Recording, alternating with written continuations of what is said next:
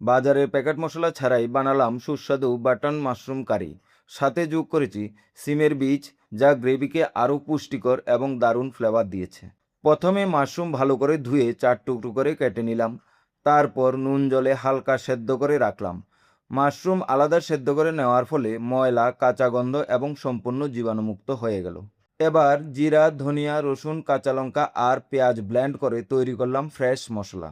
অন্যদিকে প্রেসার কুকারে 2 সিটি দিয়ে ভাজা সিমের বীজ সেদ্ধ করে ছেঁকে নিয়ে তার জল আলাদা রেখে সিমের বীজের খোসা ছাড়িয়ে নেব।